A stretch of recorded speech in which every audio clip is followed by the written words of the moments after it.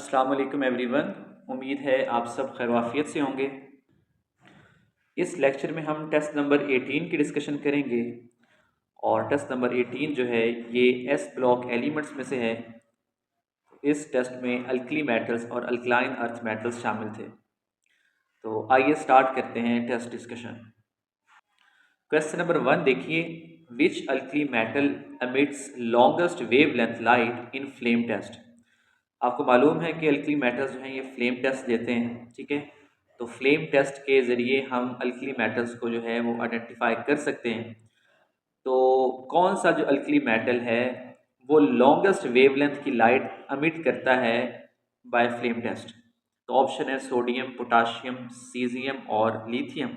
तो इसका correct answer है पोटाशियम। अच्छा, ये देखिएगा कि अल्कली मेटल्स जो हैं and their salts they give characteristic colour to Bunsen flame. और जो फ्लेम एनर्जी होती है ये बेसिकली आउटर मोस्ट इलेक्ट्रॉन की एक्साइटेशन और डी एक्साइटेशन के नतीजे में अमिट होती है, ठीक है। पहले क्या होगा, एनर्जी एब्जॉर्ब करके इलेक्ट्रॉन एक्साइट होंगे, जब वो वापस डी एक्साइट होंगे अपनी इनिशियल पोजीशन पे आएंगे तो जितनी एनर्जी उन्होंने एब्जॉर्ब की थी वो विजिबल लाइट की फॉर्म में अमिट करेंगे, ठीक है। तो यहाँ जरा देखिएगा कि लिथियम जो है इसका जो कलर होता है फ्लेम कलर वो क्रिम्सन रेड है और वेवलेंथ है 670 नैनोमीटर। जबकि सोडियम जो है ये येलो कलर की लाइट एमिट करता है और इसकी जो वेवलेंथ होती है वो होती है 589 नैनोमीटर। इसी तरह पोटाशियम वायलेट कलर की लाइट है और इसकी जो है वेवलेंथ रीजन वो है 766 नैनोमीटर। उसके बाद रूबीडियम है 780 और सीजियम की है 455। अब हम अल्कली मेटल्स की बात करें तो सबसे ज़्यादा तो है रूबीडियम की है। इसकी है रूबीडियम की कितनी है 780। लेकिन गिवन ऑप्शन में क्योंकि रूबीडियम नहीं है तो उसके बाद हम देखेंगे सेकंड लार्जेस्ट जो है लॉन्गेस्ट वेवलेंथ वो फिर पोटाशियम की है। तो इसलिए पोटाशियम जो है ये करेक्ट आंसर है। क्वेश्चन नंबर 2 देखिए, which of the ions have maximum hydration energy. यानी गिवन ऑप्शन में हमने बताना है कि मैक्सिमम हाइड्रेशन एनर्जी किस आयन की है, ठीक है। हमारे पास आयन स्ट्रोंशियम आयन है, कैल्शियम आयन, मैग्नीशियम आयन और बेरिलियम आयन है। अब ये सारे जो हैं, ठीक है, ये अल्कलाइन अर्थ मेटल्स के आयन हैं। तो हमें मालूम है कि हाइड्रेशन एनर्जी किस पे डिपेंड करती है, it depends on charge density, ठीक है। अगर तो हमारे पास डिफरेंट आयंस हैं तो जिसका चार्ज ज़्यादा होगा उसकी हाइड्रेशन एनर्जी ज़्यादा होगी, और अगर चार्ज सेम है तो फिर हम साइज़ को देखेंगे, जिसका स्मॉल साइज होता है उसकी हाइड्रेशन एनर्जी ज़्यादा होती है। सो बेरिलियम की हाइड्रेशन एनर्जी क्या होगी, ज़्यादा होगी। क्वेश्चन नंबर 3 देखें, as compare to potassium sodium has. अब पोटाशियम की निस्बत जो सोडियम है, ठीक है, तो ऑप्शन देखें तो क्या है जी, higher ionization potential, lower melting point, lower electronegativity, larger atomic radius. अब पोटाशियम की निस्बत सोडियम की जो आयनाइजेशन पोटेंशियल है यानी आयनाइजेशन एनर्जी वो ज़्यादा होती है।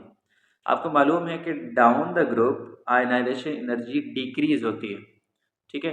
तो पोटाशियम और सोडियम इनको ये सेम ग्रुप से बिलोंग करते हैं। सोडियम ऊपर आता है, पोटाशियम नीचे आता है, ठीक है। तो इस वजह से सोडियम का आयनाइजेशन पोटेंशियल ज़्यादा होगा एज कम्पेयर टू पोटाशियम।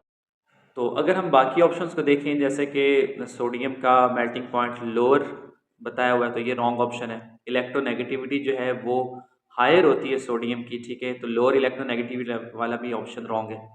और लार्जर एटॉमिक रेडियस, तो पोटाशियम का एटॉमिक रेडियस लार्जर होता है, सोडियम का उससे कम होता है, स्मॉलर होता है। तो करेक्ट आंसर जो है वो ए ऑप्शन ही है। क्वेश्चन नंबर 4 देखें, plaster of Paris is. Plaster of Paris basically क्या है, it is a calcium sulphate hemihydrate, ठीक है। अब इसमें क्या है कि CaSO4 dot half water molecules attach होंगे 1/2H2O, ठीक है। तो डी ऑप्शन इज करेक्ट। या आप इसको इस तरह भी लिख सकते हैं कि कैल्शियम सल्फेट जो है, ठीक है, CaSO4 ट्वाइस डॉट H2O, ठीक है। तो ये जो फार्मूला है ये प्लास्टर ऑफ पेरिस का है। The formula indicate that it contains half a molecule of water for every molecule of calcium sulphate. यानी कैल्शियम सल्फेट के मुकाबले में वाटर मॉलिक्यूल्स कितने होते हैं, हाफ होते हैं। क्वेश्चन नंबर 5 देखें, which of the following is not treated using higher levels of potassium.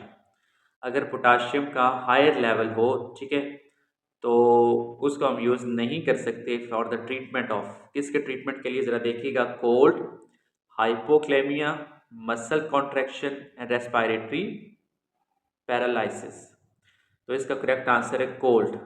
ठीक, अब ये ज़रा देखिएगा कि मसल वीकनेस, पैरालिटिक जो इलियस है या acidosis, ECG abnormal, inflammatory bowel diseases, respiratory paralysis, alkalosis, cardiac head, renal damage जो है, muscle contraction, hypokalemia are treated using higher level of potassium.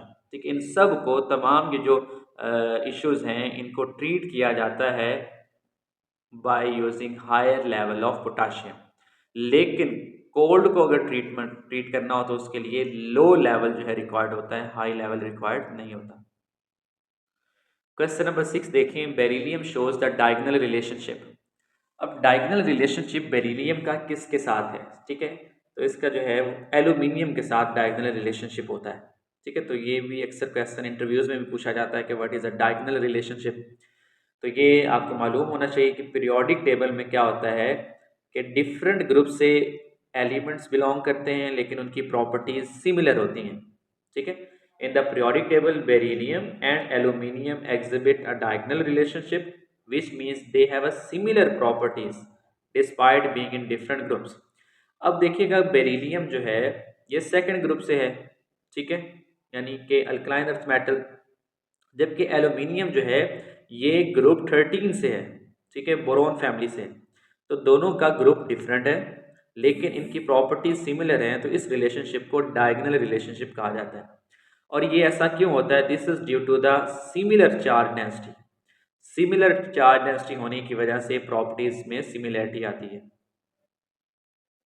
Question number 7 देखें, the tendency to loss their valence electron easily by alkali metals makes them.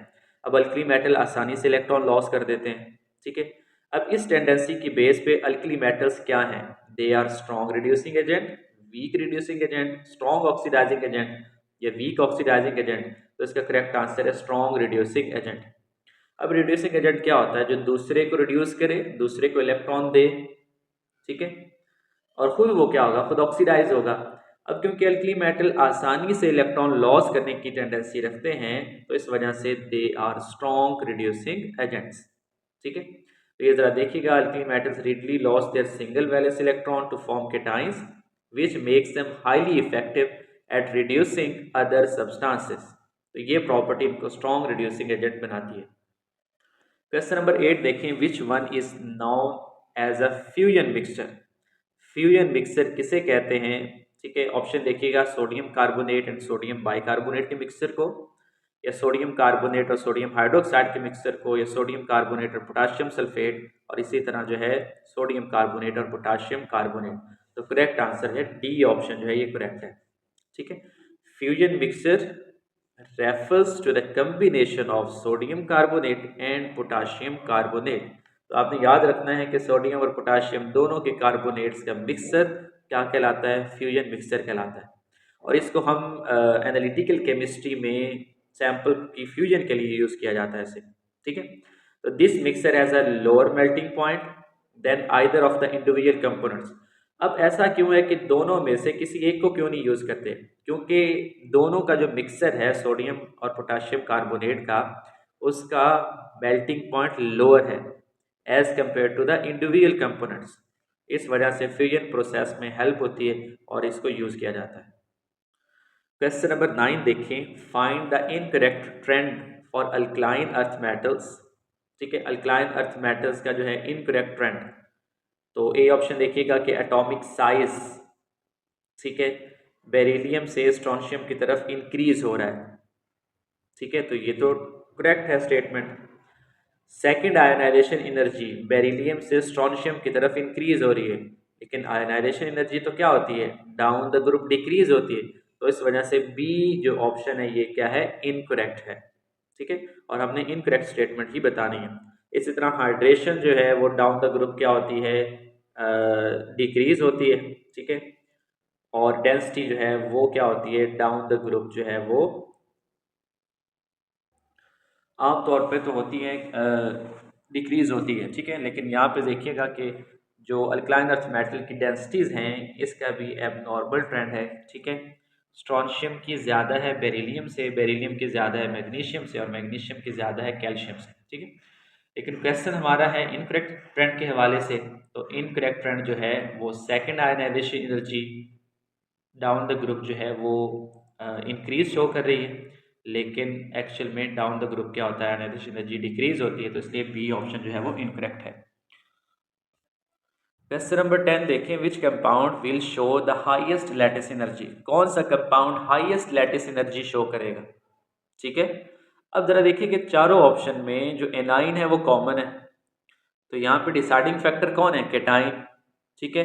और ये सभी cation जो हैं ये same group से बिलोंग करते हैं, तो इसका मतलब है इनका चार्ज भी सेम होगा, ठीक है।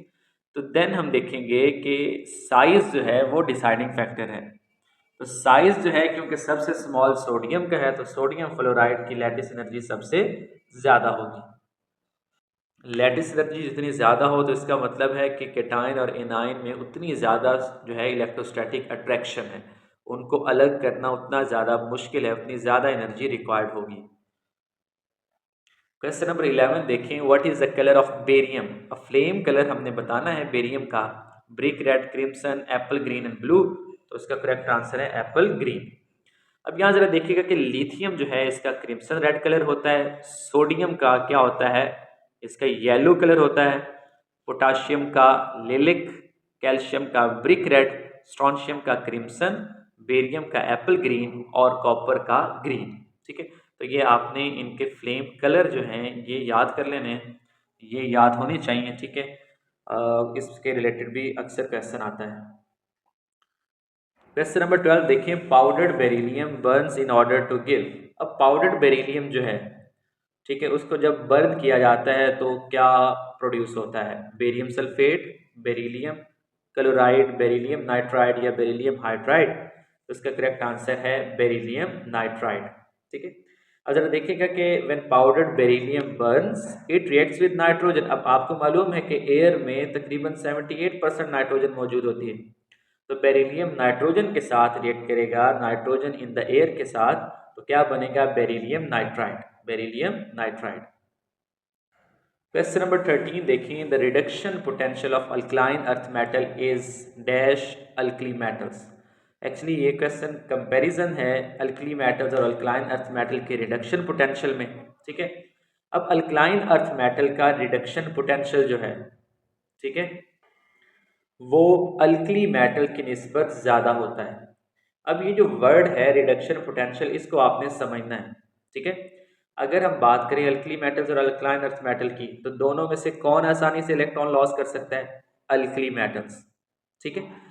जब अल्कली मेटल्स आसानी से इलेक्ट्रॉन लॉस करेंगे, ठीक है, तो वो एक्ट करेंगे एज अ रिड्यूसिंग एजेंट, और वो खुद क्या हो रहे हैं, खुद ऑक्सीडाइज हो रहे हैं, खुद क्या हो रहे हैं, ऑक्सीडाइज। तो अल्कली मेटल्स का अल्कलाइन अर्थ मेटल की निस्बत ऑक्सीडेशन पोटेंशियल ज़्यादा होता है, ठीक है। इसी के फिर बरक्स क्या होगा, अगर अल्कली मेटल का ऑक्सीडेशन पोटेंशियल ज़्यादा है तो फिर रिडक्शन पोटेंशियल किसका ज़्यादा होगा, अल्कलाइन अर्थ मेटल्स का, ठीक है। तो ये ज़रा देखिएगा alkali metals have more negative reduction potential.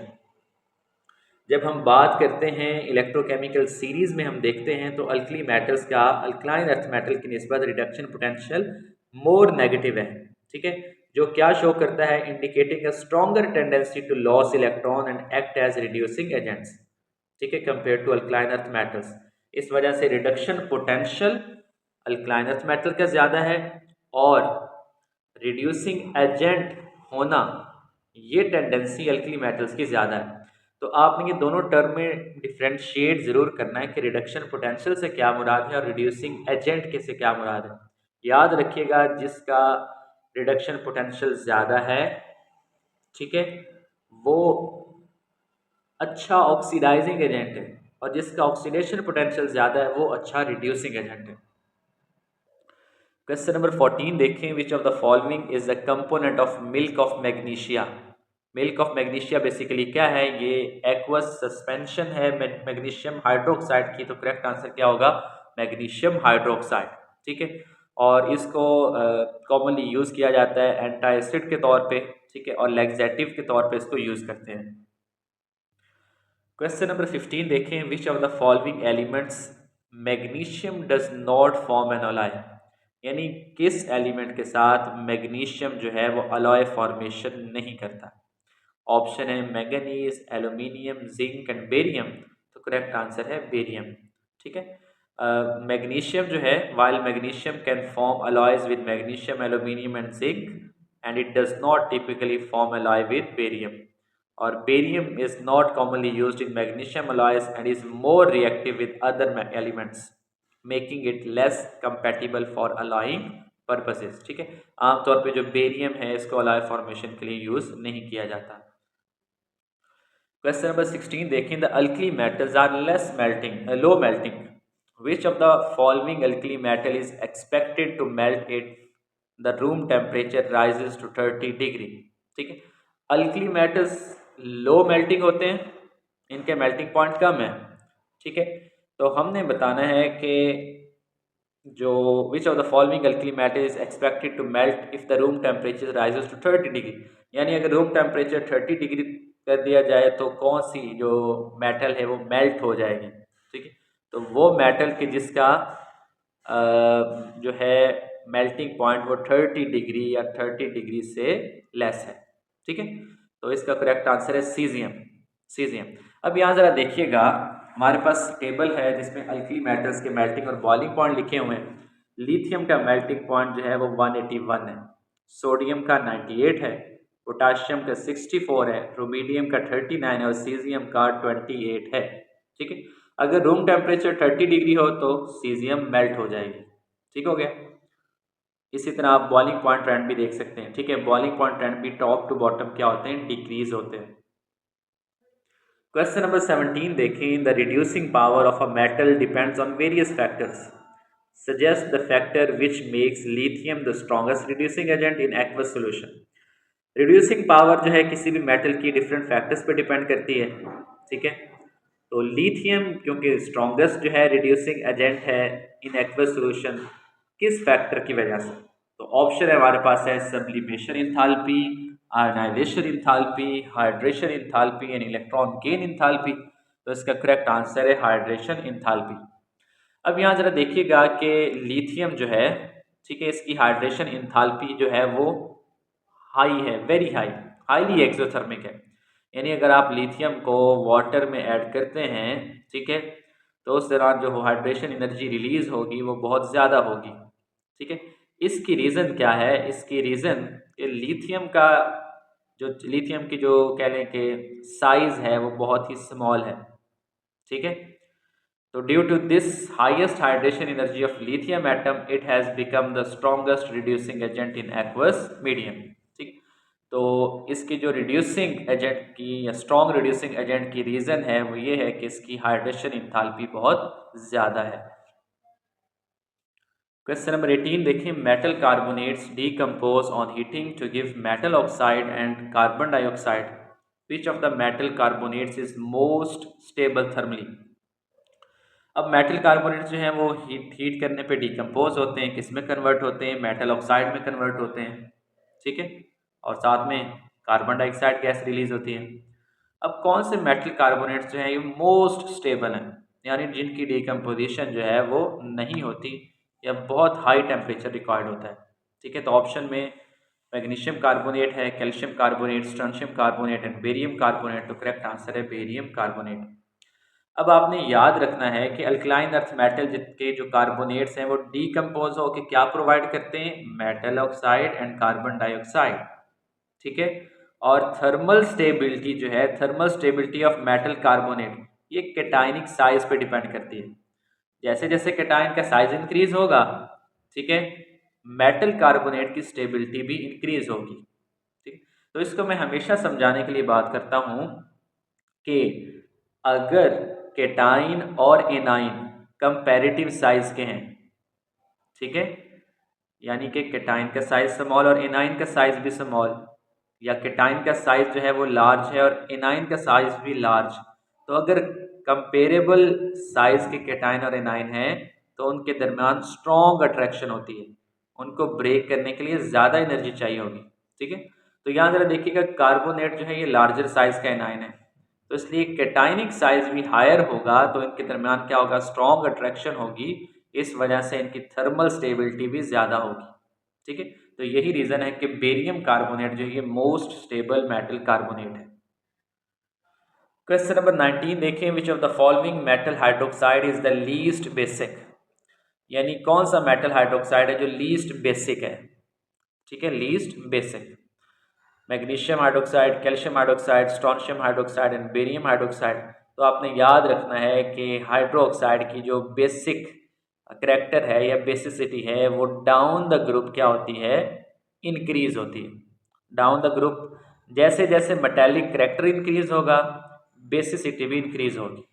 ठीक है, तो यहाँ जरा देखिएगा, as the ionization in enthalpy increases from magnesium to barium. ठीक है, अच्छा यहाँ पे देखिएगा थोड़ी मिस्टेक है, आयनाइजेशन इंथैल्पी जो है वो डाउन द ग्रुप क्या होती है, डिक्रीज होती है। ठीक है, डिक्रीज होगी डाउन द ग्रुप मैग्नीशियम से बेरियम तक। ठीक, अब जब जो है down the group size increase हो रहा है, आयनाइजेशन एनर्जी डिक्रीज हो रही है, तो उसका मतलब मेटेलिक करैक्टर जो है जिसे हम इलेक्ट्रोपॉजिटिव करैक्टर कहते हैं वो इंक्रीज हो रहा है। ठीक है, उससे होगा क्या कि जो मेटल ऑक्सीजन बॉन्ड है वो वीक होगा डाउन द ग्रुप। ठीक है, तो वीक होने के नतीजे में उसका जो बेसिसिटी है या बेसिक करैक्टर है वो इंक्रीज होता है। ठीक है, तो इस वजह से जो लीस्ट बेसिक है, लीस्ट बेसिक कौन सा होगा, मैग्नीशियम हाइड्रो ऑक्साइड। ठीक है, ये इसको आपने सिंपल याद रख लेना है। सिंपल कैसे कि जैसे जैसे साइज बढ़ता है बेसिसिटी जो है मेटल की इंक्रीज होती है, सिंपल बात है। अब डाउन द ग्रुप जो है वो साइज क्या हो रहा है, इंक्रीज हो रहा है, तो बेसिसिटी इंक्रीज होगी, तो लीस्ट बेसिक फिर कौन सा होगा। ठीक है, वो फिर जिसका साइज सबसे कम था तो वो कौन है, मैग्नीशियम हाइड्रोक्साइड। क्वेश्चन नंबर 20 देखिए, some of the group two metal halides are covalent and soluble in organic solvents. हमारे पास ग्रुप 2 के मेटल हैलाइड्स हैं। ठीक है, जो कि कोवलेंट हैं और ऑर्गेनिक सॉल्वेंट्स में सॉल्युबल है। तो among the following metal halides the one which is soluble in ethanol. अब गिवन ऑप्शन में से हमने बताना है कि कौन सा जो मेटल हैलाइड है वो इथेनॉल में सॉल्युबल है। तो ऑप्शन हमारे पास है beryllium chloride, magnesium chloride, calcium chloride and strontium chloride. तो इसका करेक्ट आंसर है बेरिलियम क्लोराइड। अब जरा देखिएगा, हमने पढ़ा था कि बेरिलियम जो है ये नॉन मेटालिक करैक्टर रखता है। ठीक है, तो इसके जो हैलाइड्स होते हैं वो कोवलेंट हैलाइड्स होते हैं।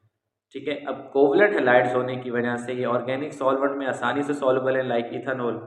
ठीक है, तो इसलिए जो है करेक्ट आंसर क्या होता है, करेक्ट आंसर जो है वो बेरिलियम क्लोराइड है। ठीक है, अब बाकी जो हैं, बाकी अल्कलाइन अर्थ मेटल हैलाइड्स जो हैं they are ionic in nature. वो क्या होते हैं, आयनिक इन नेचर है। क्वेश्चन नंबर 21 देखें, the order of decreasing ionization enthalpy in alkali metal is. हमने ऑर्डर बताना है आयनाइजेशन इंथैल्पी के डिक्रीज होने का अल्कली मेटल्स के हवाले से। ठीक है, तो ये तो बहुत आसान है, down the group ionization energy क्या होती है, डिक्रीज होती है।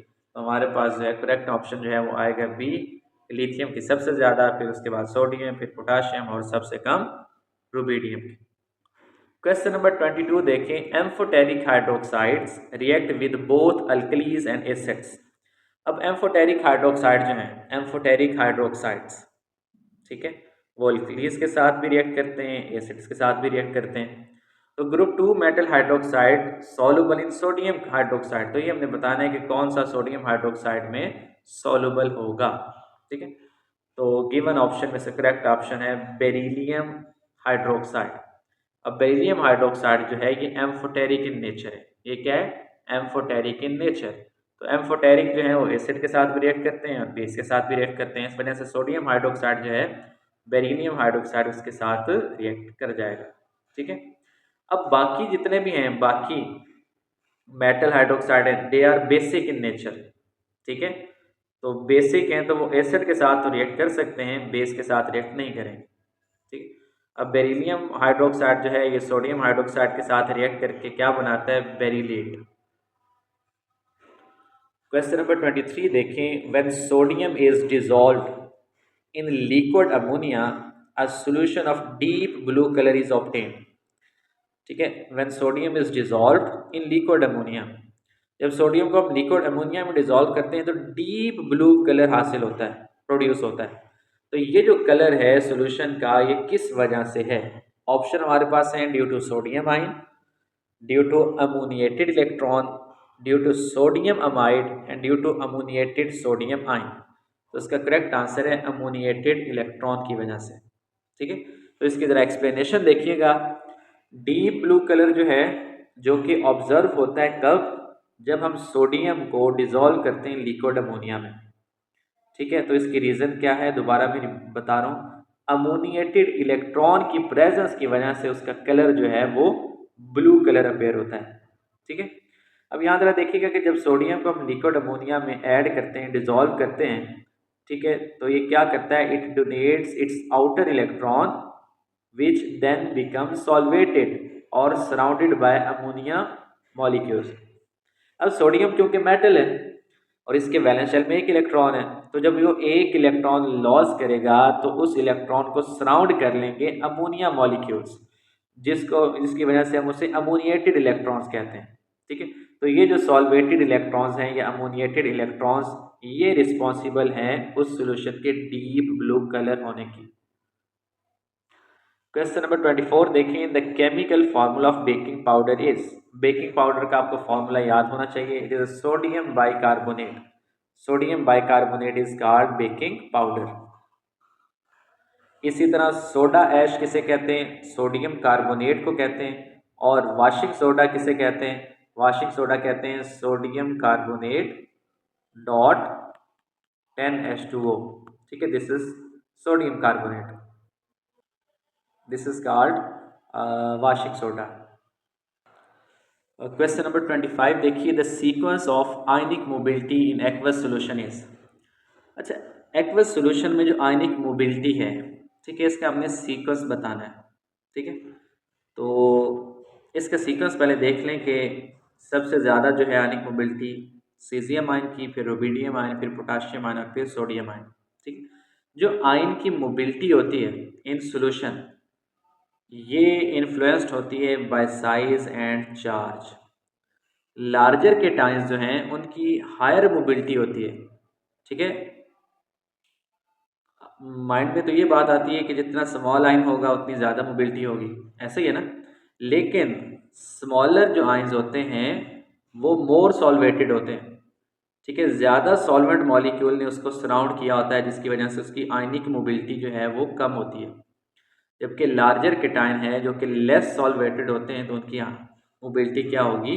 हायर होगी। ठीक है, तो larger cations tend to have higher mobility because they can form easily interact with water molecules and are less hindered by solvation effect।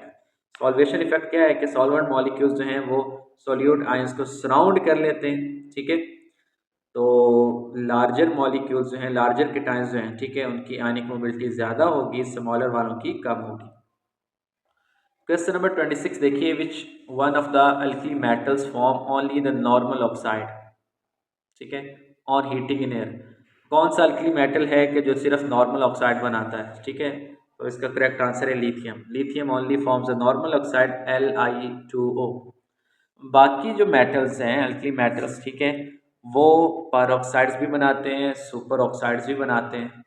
ठीक है, तो नॉर्मल ऑक्साइड जो है सिर्फ लिथियम बनाता है। क्वेश्चन नंबर 27 देखें, the alkaline earth metal present in chlorophyll is. Chlorophyll में कौन सी अल्कलाइन अर्थ मेटल पाई जाती है? मैग्नीशियम। ठीक है, magnesium is present in chlorophyll.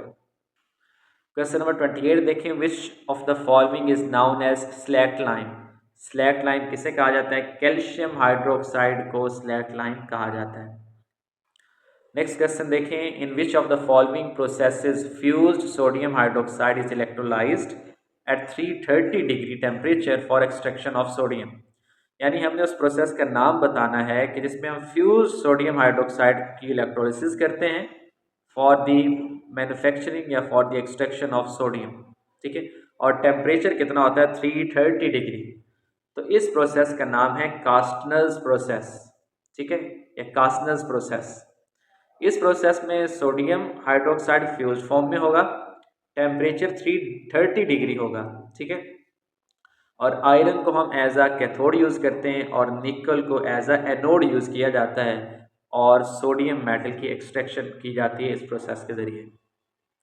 Question number 30 देखें, when the washing soda is heated, जब वाशिंग सोडा को हीट किया जाता है, ठीक है, तो क्या रिलीज होता है? कार्बन मोनोऑक्साइड और कार्बन डाइऑक्साइड दोनों, या जस्ट कार्बन डाइऑक्साइड, या वाटर वेपर्स रिलीज होते हैं?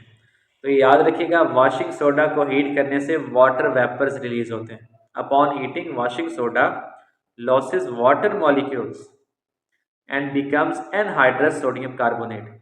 मैंने अभी पीछे लिखा था वॉशिंग सोडा का फॉर्मूला क्या है, सोडियम कार्बोनेट डॉट 10H2O। कितने वाटर मॉलिक्यूल्स होते हैं? 10। तो जब आप इसको हीट करेंगे तो वाटर मॉलिक्यूल्स जो हैं वो इवेपोरेट होंगे, ठीक है, रिलीज होंगे, ठीक है। पीछे क्या बचेगा? Anhydrous sodium carbonate. Question number 31 देखें, which sulphate has the highest solubility in water? कौन सा सल्फेट है कि जिसकी हाईएस्ट सॉल्युबिलिटी होती है, ठीक है, हाईएस्ट सॉल्युबिलिटी।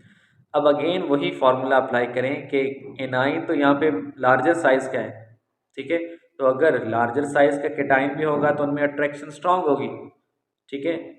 तो सॉल्युबिलिटी, हाईएस्ट सॉल्युबिलिटी के लिए ज़रूरी है कि क्या हो, सल्फेट के साथ स्मॉलर साइज का केटाइन हो, ठीक है। तो इस वजह से बेरिलियम जो सल्फेट है इसकी सॉल्युबिलिटी सबसे ज़्यादा होगी और डाउन द ग्रुप सॉल्युबिलिटी जो है वो डिक्रीज होती है। क्वेश्चन नंबर 32 देखें, which of the following metal ions plays an important role in muscle contraction? तो मसल कॉन्ट्रैक्शन में इंपॉर्टेंट रोल जो है वो कैल्शियम आयंस का होता है, ठीक है, कैल्शियम आयंस। क्वेश्चन नंबर 33 देखें, the correct order sequence of the increasing covalent character. Covalent character जो है, ठीक है, हमने बताना है लिथियम क्लोराइड, सोडियम क्लोराइड और बेरिलियम क्लोराइड में, ठीक है। सोडियम और लिथियम दोनों अल्कली मेटल्स हैं, बेरिलियम अल्कलाइन अर्थ मेटल है, ठीक है। तो अल्कली मेटल्स की निस्बत अल्कलाइन अर्थ मेटल जो है उनमें मोर कोवलेंट करैक्टर होता है, ठीक है। तो इसका मतलब है कि बेरिलियम क्लोराइड का जो कोवलेंट करैक्टर है वो सबसे ज़्यादा होगा। उसके बाद सोडियम और लिथियम क्लोराइड में कंपैरिजन कर लेते हैं। तो डाउन द ग्रुप तो क्या होता है, down the group ionic character increase होता है मेटल हैलाइड्स का, ठीक है। तो इसका मतलब है कोवलेंट करैक्टर फिर लिथियम क्लोराइड का ज़्यादा है as compare to sodium chloride. तो यहाँ ज़रा देखिएगा, according to Fajans rule, greater the size of cation more is the ionic character, ठीक है। अब ग्रेटर साइज किसका है जी? सोडियम का, तो इसमें आयनिक करैक्टर ज़्यादा होगा। Greater the charge on cation more the covalent character, ठीक है। अब चार्ज किसका ज़्यादा है? बेरिलियम का चार्ज ज़्यादा है लिथियम की निस्बत, तो फिर बेरिलियम का क्या होगा? कोवलेंट करैक्टर ज़्यादा होगा, ठीक है। तो ये दो चीज़ें आपने याद रखनी है, greater the size of cation more is the ionic character, greater the charge on cation more is the covalent character, ठीक है। क्वेश्चन नंबर 34 देखें, alkali metals show +1 oxidation state and their atomic volume dash down the group. Alkali metal +1 oxidation state show करते हैं क्योंकि उनके valence shell में एक ही electron होता है, ठीक है, और वो लॉस करके यूनी पॉजिटिव आयन बनाते हैं। लेकिन इनका जो एटॉमिक वॉल्यूम है, atomic volume down the group क्या हो रहा है? साइज बढ़ रहा है, तो एटॉमिक वॉल्यूम भी इंक्रीज होगा। क्वेश्चन नंबर 35 देखिए, which of the following is called a Chile saltpetre? Chile saltpetre कहते हैं सोडियम नाइट्रेट को। Sodium nitrate is called Chile saltpetre and potassium nitrate is called Indian saltpetre, ठीक है। तो Chile saltpetre which is sodium nitrate is commonly and naturally found in Chile and Peru. Question number 36 देखें, which of the following as a chemical formula of Glauber salt. Glauber salt जो है इसका chemical formula क्या है जी? तो sodium sulphate decahydrate को Glauber salt कहा जाता है, तो ये आपने याद रखना है। क्वेश्चन नंबर 37 देखें, superoxides are coloured and, superoxide जो हैं ये कलर्ड होते हैं और पैरामैग्नेटिक होते हैं। All the superoxides of alkali metals are coloured and paramagnetic as they possesses 3 electrons bond where one unpaired electron is present। यानी इनमें 3 इलेक्ट्रॉन बॉन्ड पाया जाता है जिसमें एक इलेक्ट्रॉन अनपेयर्ड होता है। जैसे कि हम बात करते हैं पोटाशियम सुपर ऑक्साइड है, रुबीडियम सुपर ऑक्साइड या caesium superoxide, so they all are paramagnetic. Question number 38 देखें, which of the following metal helps to transmit nerve signal. कौन सी मेटल जो है जो कि नर्व सिग्नल को ट्रांसमिट करती है? हाइड्रोजन, पोटाशियम, सोडियम और लिथियम।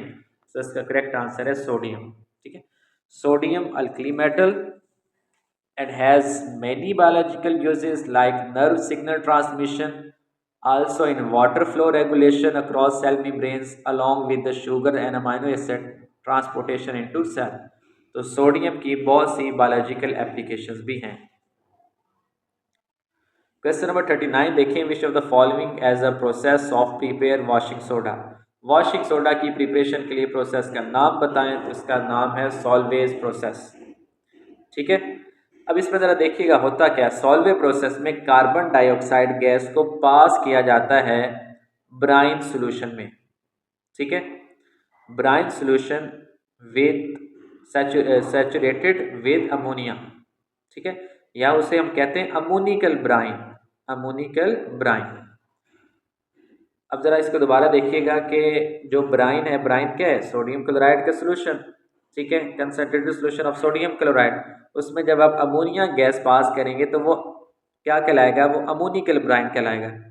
तो उसके बाद आपने क्या करना है? कार्बन डाइऑक्साइड गैस पास करवानी है थ्रू अमोनिकल ब्राइन। उसके नतीजे में क्या बनता है? Sodium by carbonate. ठीक है, और ये प्रोसेस जो है ये कहलाता है सॉल्वेज प्रोसेस। क्वेश्चन नंबर 40 देखें, which of the following is a method of preparation of sodium hydroxide. Sodium hydroxide की प्रिपरेशन का जो मेथड है इसका नाम बताएं। ठीक है, syngas reaction, causticizing process, purification, water gas reaction. तो सोडियम हाइड्रोक्साइड को क्योंकि कास्टिक सोडा कहा जाता है और इस प्रोसेस को क्या कहेंगे? कास्टिसाइजिंग प्रोसेस।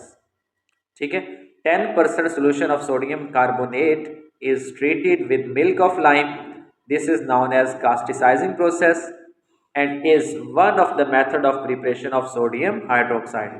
ठीक है, sodium carbonate react with calcium hydroxide to form calcium carbonate as precipitate and sodium hydroxide। अब इसमें बेसिकली होता क्या है? सोडियम कार्बोनेट है, उसको रिएक्ट करवाना है मिल्क ऑफ लाइम के साथ, यानी कैल्शियम हाइड्रोक्साइड के साथ। होगा क्या? सोडियम कार्बोनेट और कैल्शियम हाइड्रोक्साइड आपस में रिएक्ट करके क्या होगा? सोडियम हाइड्रोक्साइड बनेगा और कैल्शियम कार्बोनेट। कैल्शियम कार्बोनेट तो इनसॉल्युबल होता है, उसके प्रेसिपिटेट्स बन जाएंगे। बाकी हमारे पास क्या बचेगा? Sodium hydroxide. नेक्स्ट हमारे पास कुछ क्वेश्चन है इस्लामिक स्टडीज से, इसमें इस्लाम और prophet of Islam. Question number 41 देखें, prophets are mention in holy Quran. How many prophets are mention in holy Quran? तो इसका करेक्ट आंसर है 25 प्रॉफिट्स। ठीक है, 25 प्रॉफिट्स का नाम जो है वो कुरान पाक में मेंशन है। ठीक है, कहीं कहीं आपको 26 भी मिलेगा। ठीक है, लेकिन 25 करेक्ट आंसर है। उसके बाद हाउ मेनी सूरा are with name of prophets, यानी कितनी सूरा ऐसी हैं जो कि प्रॉफिट के नेम्स पे हैं। तो 6 सूराज हैं जो कि नेम ऑफ प्रॉफिट्स पे हैं। तो ये जो 6 सूराज हैं इनके आप नेम्स भी नोट कर लें। ठीक है, सूरा इब्राहिम है, सूरा यूनुस है, सूरा मोहम्मद सल्लल्लाहु अलैहि वसल्लम, सूरा हूद है, सूरा यूसुफ है और सूरा नूह। तो ये 6 सूराज हैं जो कि प्रॉफिट्स के नेम पे हैं। नेक्स्ट क्वेश्चन देखें, फास्टिंग वाज मेड ऑब्लिगेटरी इन, यानी कि जो रोज़ा है ये कब फ़र्ज़ हुआ था? तो 10 शबान 2 हिजरी को रोज़ा फ़र्ज़ हुआ था। उसके बाद who was the first female शहीद। फीमेल शहीद कौन थी इस्लाम की सबसे पहली? तो हज़रत सुमैया बिनते कुबात जो हैं वो पहली शहीद थी। Which country is called the land of prophets. Land of prophet जो है ये फ़लस्तीन को कहा जाता है। In which mosque 70,000 prophets have offered prayers. किस मस्जिद में 70,000 जो है अंबिया किराम ने नमाज पढ़ी थी? तो मस्जिद कीफ। ठीक है, और how many days are forbidden for सोम fasting throughout the year. पूरे साल में कितने दिन आप रोज़ा नहीं रख सकते? ठीक है, तो ये हैं जी 5 दिन हैं। कितने दिन? 5 दिन। एक है ईद उल फितर वाला दिन है, ठीक है। दूसरा ईद उल अजहा का दिन है, और ईद उल अजहा के अगले 3 दिन भी रोज़ा नहीं रख सकते। तो ये 5 दिन बनते हैं पूरे साल में। नेक्स्ट क्वेश्चन देखिए, name the first Muslim among slaves, ठीक है। स्लेव्स में से सबसे पहले मुस्लिम कौन थे? हज़रत Zaid bin Haris. Next question देखिए, who was the first male शहीद? मेल शहीद ऑफ इस्लाम सबसे पहले कौन है? हज़रत हारिस बिन हल्ला, ठीक है। और द फर्स्ट मस्जिद that was built by holy prophet सल्लल्लाहु अलैहि वसल्लम, तो उस मस्जिद का नाम है मस्जिद कुबा, ठीक है। तो ये लेक्चर जो है ये हमारा टेस्ट नंबर 20 के हवाले से था, जिसमें हमने अल्कली मेटल्स और अल्कलाइन अर्थ मेटल के एमसीक्यूज डिस्कस किए और साथ